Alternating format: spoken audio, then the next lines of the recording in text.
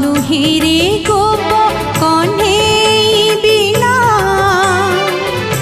खोजा पड़ी काहे गला कालिया सुना